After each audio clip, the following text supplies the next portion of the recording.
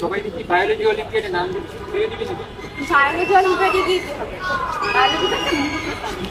আসল সাবজেক্ট তো physics, chemistry, math. Biology তো শুধু জন্তু জানোয়ার আর দম। তাহলে নিজেই অক্সিজেনটা বানিয়ে খাটিয়ে দেখা দেখি। আর ডক্টরের কাছে যত একদম ছেড়ে দিতে হবে, তোকে বায়োলজি ক্যান্সারে সুস্থ হইতে হবে। নিজের বডিটা সারা প্রসেশন ঘুরিয়ে দেখেন তাহলে বলতে বায়োলজি হচ্ছে কথা বলা দিয়ে কিন্তু তাও তো মুখস্থই না। শোন, বুঝে পড়লে আর জানার আগ্রহ নিয়ে পড়লে বায়োলজি তো মুখস্থ না। বায়োলজি অনেক ইন্টারেস্টিং একটা সাবজেক্ট। ইন্টারেস্টিং। দোকানটা দেখি। এই যে তুই দইটা খাচ্ছিস, দইয়ের মধ্যে আপনি ল্যাকটোবেসিলাস ব্যাকটেরিয়া। আমাদের শরীরের জন্য কত উপকারী জানিস? কিছুদিন আগে যে কোভিড 19 হয়ে গেল, যে ভ্যাকসিন আবিষ্কার করা হয়েছে কিসের জ্ঞান দিয়ে করা হয়েছে? বায়োলজি জ্ঞান দিয়ে। আর এই আইরিশ ফ্যামিলি তো ঠেকানো হয়েছে এই জিন প্রযুক্তি।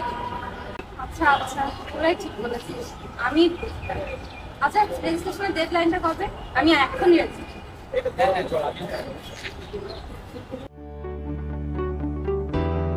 এবার বাংলাদেশ বিজ্ঞান উৎসব দক্ষিণ অঞ্চল 2025 এর ভেন্যু হচ্ছে বুয়েট ইসিএ ভবন। উৎসবটি হচ্ছে 16 মে রোজ শুক্রবার। বিডিবিও সম্পর্কে আরো জানতে bdbo.org-তে বিস্তারিত জানতে পারো। তোমরা যারা অংশগ্রহণ করতে পারবে জুনিয়র ক্যাটাগরি 6ষ্ঠ থেকে 8ম শ্রেণী, সেকেন্ডারি ক্যাটাগরি 9ম থেকে 10ম শ্রেণী এবং হায়ার সেকেন্ডারি ক্যাটাগরি 11 থেকে 12 শ্রেণী। গুগল সার্চ অপশনে গিয়ে registration.bdbo.net এ আজই রেজিস্ট্রেশন করে নাও। দেখা হচ্ছে 16 তারিখ